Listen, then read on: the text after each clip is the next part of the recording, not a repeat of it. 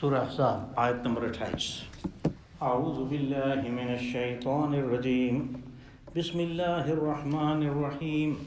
یا ایہا النبی قل لازواجک ان کنتن تردن الحیاة الدنیا وزینتها فتعالین امتعکن واسرحکن سراحا جمیلا، وَإِن كُنتُنَّ تُرِدْنَ اللَّهَ وَرَسُولَهُ وَالدَّارَ الْآخِرَةَ فَإِنَّ اللَّهَ أَعَدَّ لِلْمُحْسِنَاتِ مِنكُنَّ أَجْرًا عَظِيمًا۔ يَا نِسَاءَ النَّبِيِّ مَن يَأْتِ مِنكُنَّ بِفَاحِشَةٍ مُبَيِّنَةٍ يُضَاعَفْ لَهَا الْعَذَابُ ضِعْفَيْنِ وَكَانَ ذَلِكَ عَلَى اللَّهِ يَسِيرًا۔ وَمَن يَقْنُتْ مِنكُنَّ لِلَّهِ وَرَسُولِهِ وَتَعْمَلْ صَالِحًا نُؤْتِهَا أَجْرَهَا مَرَّتَيْنِ وَأَعْتَدْنَا لَهَا رِزْقًا كَرِيمًا۔ يَا نِسَاءَ النَّبِيِّ لَسْتُنَّ كَأَحَدٍ مِّنَ النِّسَاءِ إِنِ اتَّقَيْتُنَّ فَلَا تَخْضَعْنَ بِالْقَوْلِ فَيَطْمَعَ الَّذِي فِي قَلْبِهِ مَرَضٌ وَقُلْنَ قَوْلًا مَّعْرُوفًا وَقَرْنَ فِي صدق اللہ العظیم۔ یا ایہا النبی قل لازواجک ان کنتن تردن الحیاة الدنیا وزینتها۔ اے نبی صلی اللہ علیہ وسلم، آپ اپنی ازواج مطہرات سے کہیں کہ اگر انہیں دنیا کی عیش و عشرت اور زینت چاہیے تو پھر فتعالین امتعکن واسرحکن سراحا جمیلا، تو آؤ میں تمہیں کچھ دے دلا کے اچھے طریقے سے رخصت کر دوں۔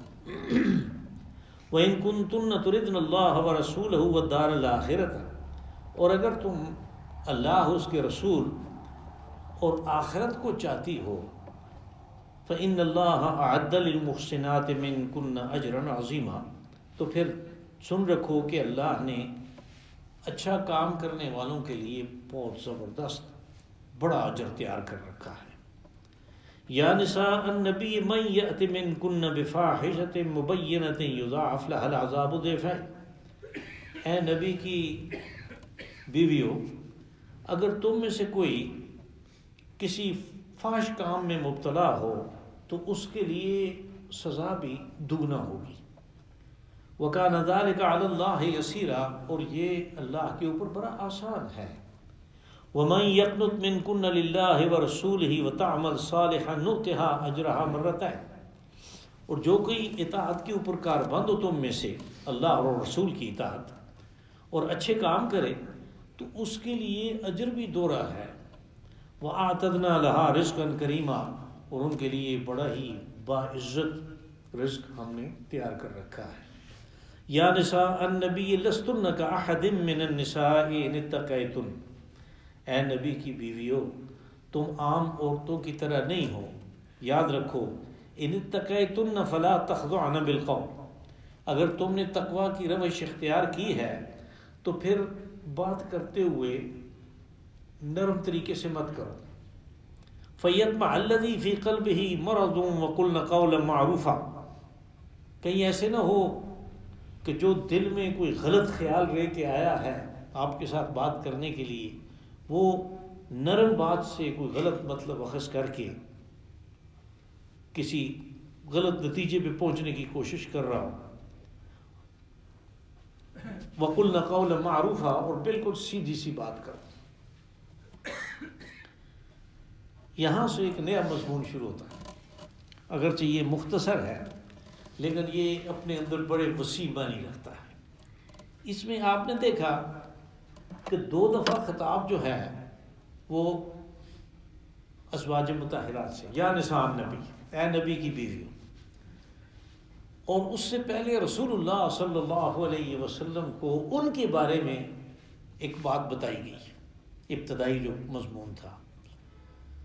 اب یہ ہے کہ یہ سورہ مبارکہ، اس میں جتنے مضامین ہیں وہ 5 ہجری کے ہیں۔ 5 ہجری میں جنگ احزاب ہوئی، 5 ہجری میں قریظہ کا واقعہ ہوا، 5 ہجری میں حضرت زینب سے نکاح ہوا رسول اللہ صلی اللہ علیہ وسلم کا، جو اس سے آگے آ رہا ہے، اور اسی سال جو پہلے مضمون گزرا، یعنی متبنہ کو بیٹا جو بنانا ہے، منہ بولا بیٹا، اس کے بارے میں جو مسائل تھے وہ بھی سارے اسی سال ہوئے۔ اور پھر اس میں زہار کا مسئلہ بھی آیا تھا، تو اس زہار کے بارے میں بھی ابتدائی جو مسائل ہیں وہ اسی سورہ مبارکہ کے شروع میں آئے جو ہم پڑھ چکے ہیں، اور یہ بھی اسی سال کی بات ہے۔ یاد رہے کہ جو خیبر فتح ہوا تو یہ صلح حدیبیہ کے بعد ہوا، اور صلح حدیبیہ 6 ہجری کے بالکل آخر میں ہوئی، جب آپ عمرہ کے لیے گئے تھے اور کفار مکہ نے عمرہ تو نہیں کرنے دیا لیکن ایک معاہدہ کر کے آپ کو واپس لوٹا دیا، وہ 6 ہجری کے آخر میں، یعنی اس سے 1 سال بعد ہوا۔ اب چونکہ بالکل شروع میں ایک ایسی بات آئی ہے کہ جیسے وہ خواتین کچھ اپنی ضروریات جو ہیں ان کا مطالبہ کر رہی ہیں امہات المومنین، تو اس سے بعض لوگوں نے یہ نتیجہ نکالا کہ جب خیبر فتح ہوا اور مسلمانوں کے اوپر خوشحالی آئی تو پھر انہوں نے دیکھا کہ مختلف گھروں میں جو خواتین ہیں وہ ذرا آسودہ ہو گئیں، جبکہ یہاں پہ وہی حالت تھی، تو انہوں نے مطالبہ کیا کہ ہمیں بھی کچھ دیا جائے۔ یہ بات بظاہر درست نظر نہیں آتی کیونکہ یہ 2 مختلف وقت ہیں۔ میں نے گزارش کی کہ وہ جو خیبر کی فتح ہے وہ اس کے 1 سال بعد ہوئی، یہاں پہ کسی اور مضمون کی طرف اشارہ ہے، اور وہ اگرچہ شروع اسی طرح ہوتا ہے کہ وہ کسی چیز کا مطالبہ کر رہی ہیں، تو ہمیں روایات سے یہ بات ملتی ہے کہ حضرت عمر بن خطاب رضی اللہ عنہ اور حضرت ابوبکر صدیق رضی اللہ عنہ یہ ایک دن حضور صلی اللہ علیہ وسلم کی طرف تشریف لے گئے، تو وہاں پہ انہوں نے دیکھا یعنی ایک کی بیٹی بھی آپ کے نکاح میں ہے، دوسری کی بیٹی بھی آپ کے نکاح میں، اور یہ وہ وقت ہے کہ جب آپ کے نکاح میں ان کے علاوہ 2 اور خواتین بھی ہیں، ایک کا نام حضرت سودا ہے، اور اس سے نکاح ہوا یعنی ہجرت کے مان بعد، حضرت خدیجہ الکبریٰ کے نکاح کے بعد کی وفات کے بعد حضور صلی اللہ علیہ وسلم نے جو نکاح کیا وہ حضرت سودا سے ہے، اور اس کے بعد حضرت عائشہ ہیں، اس کے بعد حضرت حفصہ ہیں، اور پھر ام سلمہ ہیں۔ یہ 4 جو ہیں یہ اس وقت آپ کے نکاح میں تھیں جب یہ بات ہو رہی ہے۔ اب حضور صلی اللہ علیہ وسلم کا تو بظاہر کوئی معاش تھا نہیں، آپ کا کوئی یعنی دنیا کی ضروریات زندگی پوری کرنے کے لیے کچھ بھی نہیں تھا۔ جب بنو نذیر جو ایک یہودی قبیلہ تھا ان کو مدینہ سے نکال دیا گیا اور ان کے اموال کے اوپر قبضہ ہوا، تو ایک مختصر سی ضرورت آپ کی بھی وہاں پہ اپنے لیے آپ نے رکھی، لیکن وہ کافی نہیں تھی، یعنی جس گھر میں 4 بیویاں ہوں تو پھر ان کی اس ضرورت کے لیے وہ معاش اتنی کافی نہیں تھی، تو ظاہر ہے تنگ دستی تھی، ظاہر ہے کہ اس قسم کے حالات تھے کہ جن میں انہیں مشکل سے گزارا کرنا پڑتا تھا۔ تو اس مشکل میں جو گزارا کرنا ہے اس میں ایسے یعنی اشارات بعض ملے رسول اللہ صلی اللہ علیہ وسلم کو کہ جس سے پتہ چلے کہ یہ کچھ مطالبات کر رہی ہیں، جیسے اس روایت میں جو میں نے شروع کی، تو حضرت عمر اور حضرت ابوبکر صدیق رضی اللہ عنہ جب تشریف لے گئے ان کے گھر میں، تو انہوں نے دیکھا کہ آپ کی بیویاں 4 آپ کے گرد ہیں، تو حضور صلی اللہ علیہ وسلم نے ان سے کہا کہ یہ مجھ سے کچھ مطالبہ کر رہی ہیں، تو ان دونوں حضرات کو بہت غصہ آیا، انہوں نے اپنی بیٹیوں کو تو کم از کم حضرت عائشہ اور حضرت حفصہ کو یہ کہا کہ تم اللہ کے رسول علیہ الصلوۃ والسلام کو تنگ کر رہی ہو۔ اب اس موقع پہ یہ آیات اتر رہی ہیں، اور ان آیات میں جو پہلی آیت ہے اس میں ایک تخییر کا مسئلہ ہے، یہ فقہ کا مسئلہ ہے۔ اللہ پاک نے فرمایا یا ایھا النبی قل لازواجک ان کنتن تردن الحیاۃ الدنیا وزینتها فتعالین امتعکن واسرحکن سراحا جمیلا کہ اے نبی صلی اللہ علیہ وسلم آپ اپنی بیویوں سے کہیں، امہات المومنین سے کہیں کہ اگر تمہیں دنیا کی زندگی مطلوب ہے اور اس کی زیب و زینت کے پیچھے پڑی ہوئی ہو تو آؤ، میں تمہیں کچھ دے دلا کے رخصت کر دیتا ہوں. اور یہ رخصت ظاہر ہے یعنی الفاظ جو ہے وہ وضاحت کرتے ہیں کہ یہ ہمیشہ ہمیشہ کے لیے ہے. اب یہ معاملہ حضور صلی اللہ علیہ وسلم نے ان کے اوپر چھوڑا. دوسری آیت میں اس کا دوسرا پہلو ہے، وَإِن كُنَّ تُرِدْنَ اللَّهَ وَرَسُولَهُ وَالدَّارَ الْآخِرَةَ فَإِنَّ اللَّهَ أَعَدَّ لِلْمُحْسِنَاتِ مِنكُنَّ أَجْرًا عَظِيمًا. اور اگر اس کے مقابلے میں تمہیں اللہ اور اس کا رسول اور آخرت کی طلب ہے تو پھر تم میں سے جو اچھے کام کریں گے، یعنی یہ اچھا کام ہے. حضور صلی اللہ علیہ وسلم کی معیت، اللہ کی معیت اور آخرت کی طلب اور آرزو، یہ اچھے کام ہیں. جو یہ کام کرے گا تو اس کے لیے بہت کچھ ہے، اس کے لیے بڑا اجر تیار ہے. یہ جو مسئلہ ہے اس کو فقہ کی اصطلاح میں تخییر کہتے ہیں. یعنی ایک خاوند اپنی بیوی کو ایک اختیار دے دیتا ہے. اب وہ اختیار کن الفاظ سے دیا، کتنے وقت کے لیے دیا اور کیسے دیا، یہ جو بیان ہے یہ وضاحت کرے گا کہ بھئی اس کے استعمال میں جو کون کون سے پہلو آ سکتے ہیں اور جو طلاق کا سلسلہ ہے وہ کیسے واقع ہوگا. یہ فقہ کے مسائل ہیں، آپ کو فقہ کی کتابوں میں نظر آ سکتے ہیں. ہمارے یہ جو دروس ہیں ان کی یعنی جو ہمارا نظام ہے اس سے یہ باہر کا کام ہے، اس کو پڑھا جا سکتا ہے، دیکھا جا سکتا ہے. تخییر کے مسئلے جب یہ بات ہوئی تو حضور صلی اللہ آپ کو تو حکم ہو گیا، یعنی نبی صلی اللہ علیہ وسلم کو یہ حکم ہو گیا کہ آپ یہ اختیار ان کو دیں کہ انہیں دنیا پسند ہے یا آخرت پسند ہے، اور دنیا کے ساتھ اور کچھ بھی نہیں ہے، انہوں نے جو کچھ اختیار کرنا ہے وہ کریں گی. آخرت کے ساتھ اللہ اور اس کے رسول ہیں کیا پسند ہے. تو چونکہ حکم ہو گیا اس لیے حضور صلی اللہ علیہ وسلم نے تو اس کا اتباع کرنا تھا.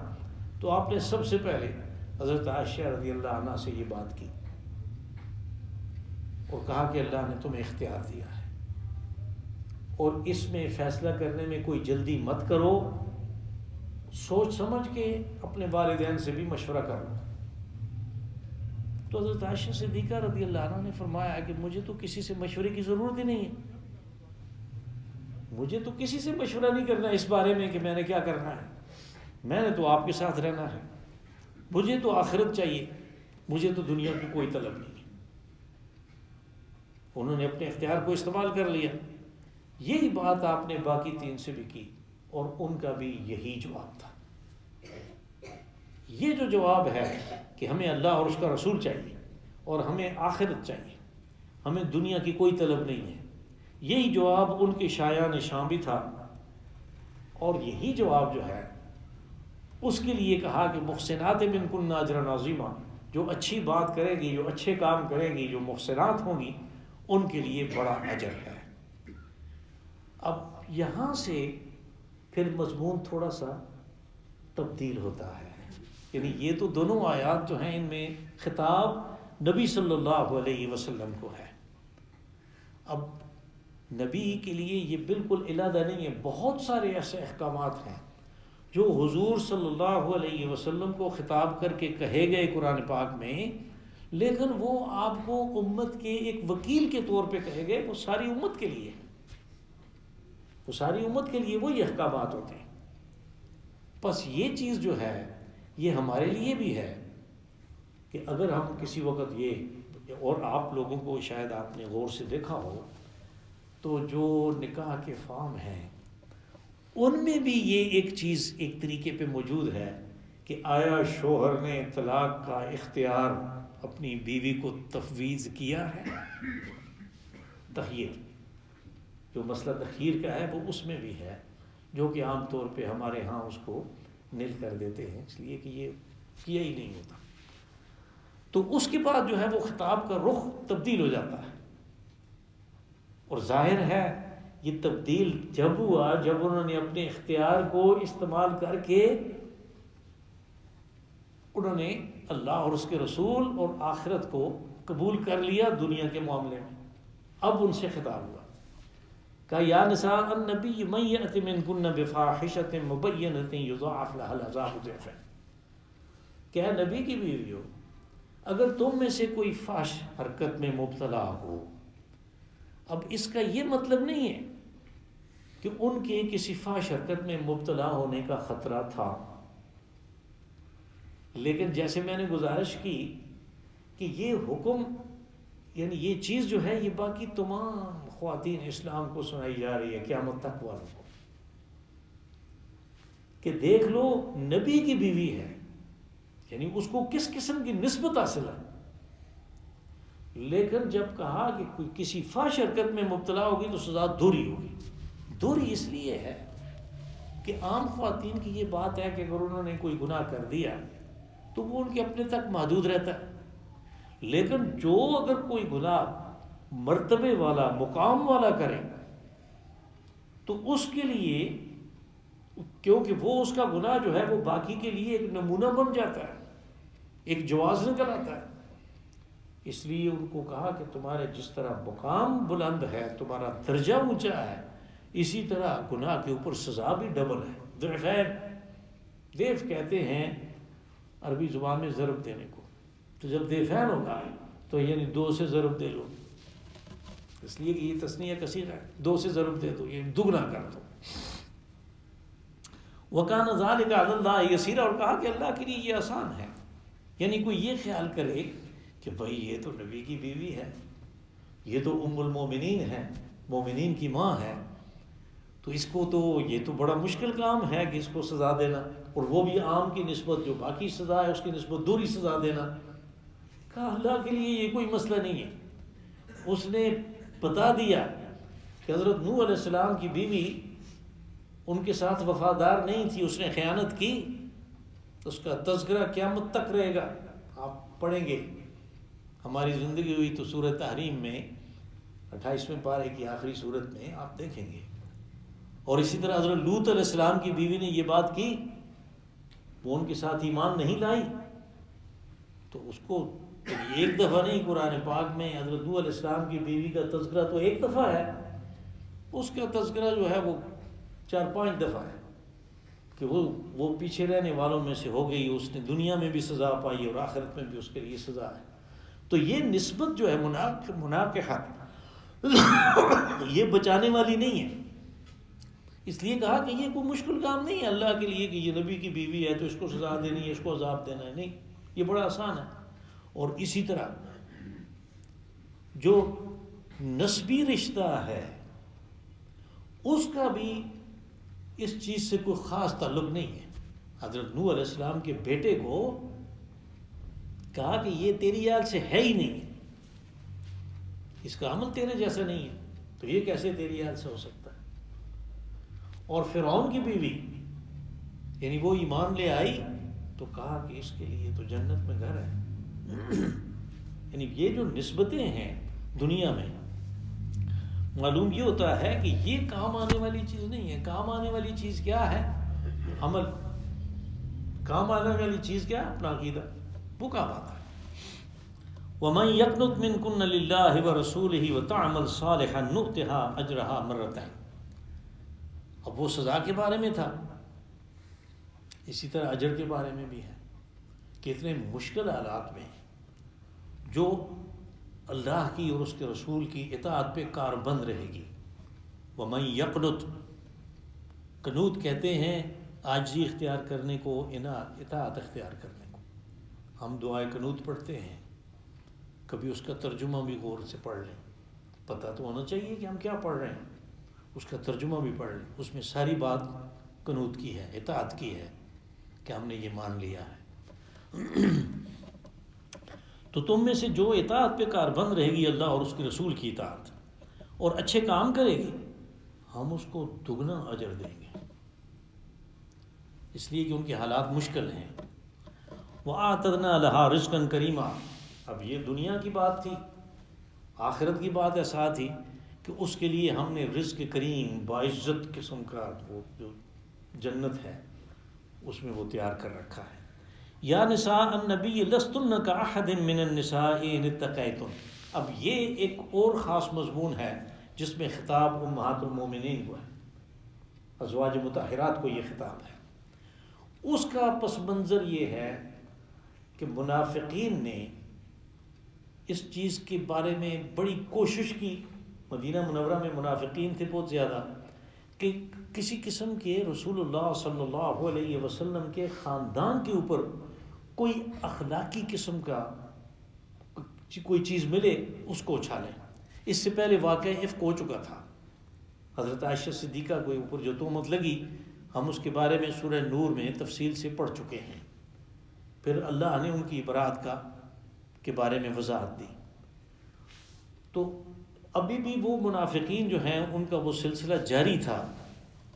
تو جو منافقات ہیں، یعنی ان کی جو منافق عورتیں ہیں، عورتوں کا تو عورتوں کے ساتھ ملنا اور آنا جانا جو ہے وہ بالکل فری ہوتا ہے. تو وہ آ کے اس قسم کی باتیں کرتی تھیں کہ جس سے ان کے دلوں میں کچھ یعنی تبدیلی ہو، کچھ دنیا کی طرف رغبت ہو. اور بعض یعنی روایات میں تو یہ بات بھی آتی ہے کہ وہ کہتی تھی کہ کتنی مشکل زندگی ہے تمہاری، یہاں تو بالکل قید قسم کی ہے. اس کے بجائے اگر آپ کسی اور کے نکاح میں ہوتی تو آپ تو عیش کر رہی ہوتی، آپ کے ساتھ تو کوئی بھی نکاح کر سکتا ہے. تو وہ تو بڑے کھانے پینے والے لوگ بھی اس بات کی تمنا کریں گے. تو اس قسم کی باتیں کرتی تھیں. اور جب منافق مرد جو ہیں ان کو کبھی کسی طرح موقع مل جاتا، جبکہ اس وقت یعنی یہ جس وقت سورہ مبارکہ اتر رہی ہے اس وقت پردے کے احکامات اتنے سخت نہیں ہیں، ابتدائی باتیں ہوئی تھی صرف. تو جب منافق کسی کو موقع ملتا تھا تو وہ بھی اس قسم کی بات کرنے کی کوشش کرتا تھا.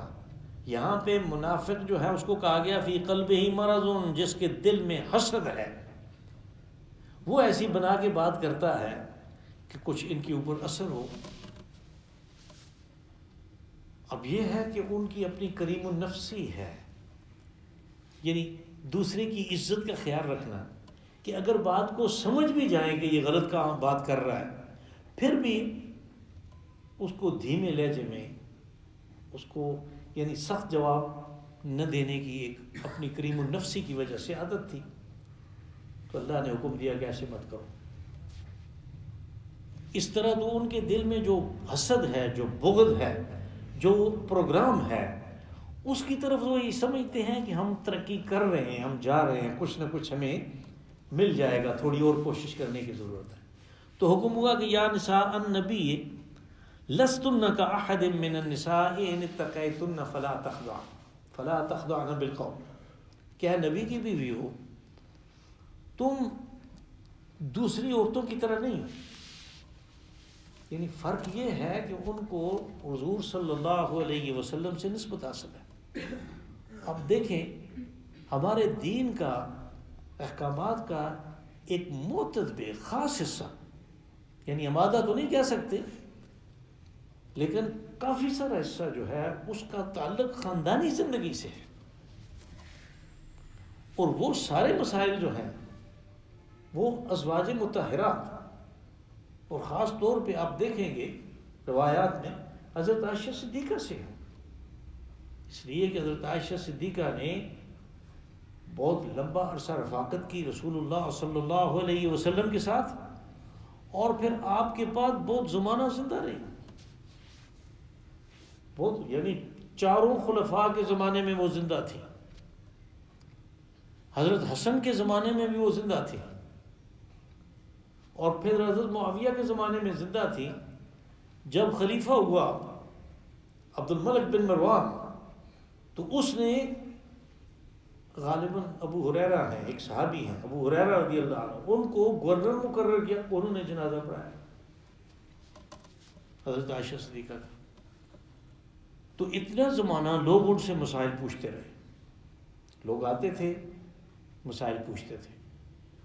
تو وہ سارے جو عائلی مسائل ہیں، جو خاندانی مسائل ہیں، وہ ان سے مروی ہیں.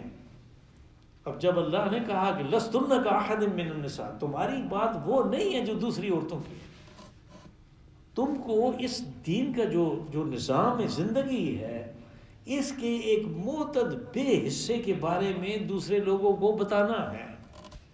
قرآن پاک کا ایک حصہ تم نے واضح کرنا ہے، تو تمہاری وہ حیثیت نہیں ہو سکتی۔ اب کیا ہے؟ ان اتقیتن فلا تخضعن بالقول، یعنی جب کوئی منافق، کوئی اس قسم کا آدمی جو بغض و حسد دل میں رکھتا ہے، جب وہ بات کرے تو خضوع کہتے ہیں عاجزی اور انکساری کو، تو اس کے ساتھ عاجزی اور انکساری سے بات نہیں کرو، اس کے ساتھ سخت لہجے میں بات کرو کہ اس کے دل میں اگر کوئی خیال ہے تو وہ نکل جائے۔ فلا تخضعن بالقول فیطمع الذی فی قلبہ مرض، ایسے نہ ہو کہ تم نرم لہجے میں بات کرو اپنی کریم النفسی کی وجہ سے، اور اس کے دل میں جو بیماری ہے، جو روگ ہے، جو حسد ہے، جو بغض ہے آپ کے خلاف، اس میں کوئی طمع خام پیدا ہو جائے۔ فیطمع الذی فی قلبہ مرض، تو میں نے گزارش کی تھی کہ جب یہ مرض قلب جو ہے جب تنہا آئے تو اس سے مراد بغض اور حسد ہوتا ہے، اور منافق جو ہے اس کے دل میں تو یہ لازمی طور پہ ہے۔ لیکن کبھی ایسا بھی ہوتا ہے کہ کوئی کمزور ایمان کے لوگ جو ہیں وہ بھی اس قسم کی لالچ میں آ جاتے ہیں، جو ابھی مسلمان ہوئے، ابھی پوری طرح آشنا نہیں ہیں، وہ بھی اس میں آ جاتے ہیں۔ تو کہا کہ فیطمع الذی فی قلبہ مرض وقلنا قولا معروفا، اور بالکل سیدھی بات کرو، یعنی اس کو گھمانے کی ضرورت نہیں ہے، قول معروف جو سیدھی بات ہوگی وہ کرو۔ اللہم صلی وسلم وبارک وانعم علی عبدک ورسولک ونبیک محمد